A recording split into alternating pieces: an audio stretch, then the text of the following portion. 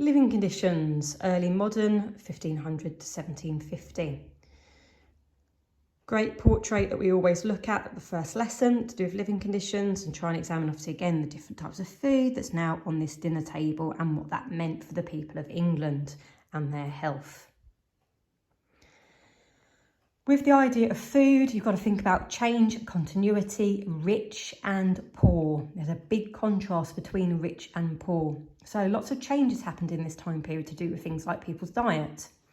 All right, lots and lots of food mentioned there. However, it's going to be a change for the rich. If something's new and it's imported, it's going to be expensive. So that's just for the rich. The poor, as mentioned down here, their life doesn't really change.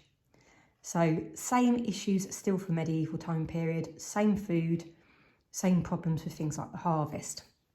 All right, so that's the idea of food in this time period.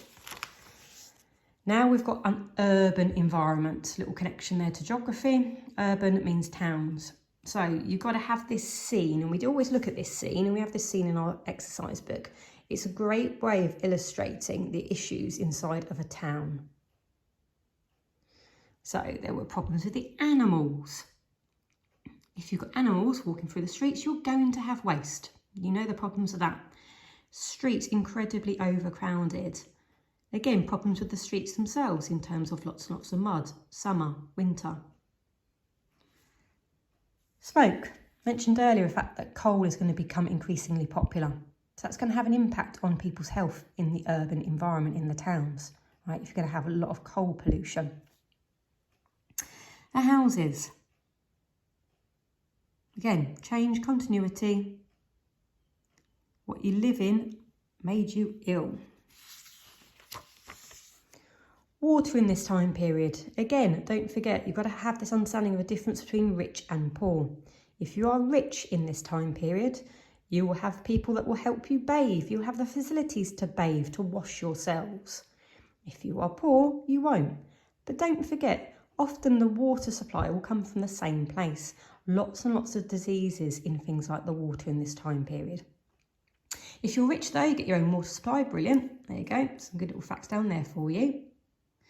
If obviously you're poor, you're just going to have to cope with what you've got. Again, they are issues that we saw in the medieval time period. And don't forget, drinking the beer, always better.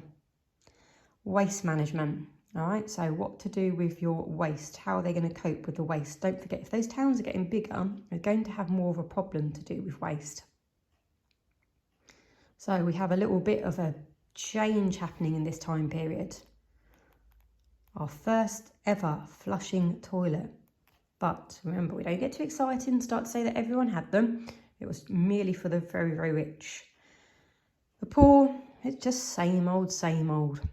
All right, so still got those latrines. They were building, the waste going into the rivers. They're building toilets over the rivers. You've got cesspits being cleaned. Grim. But there were still big problems to do with waste. And it's only going to become an even greater problem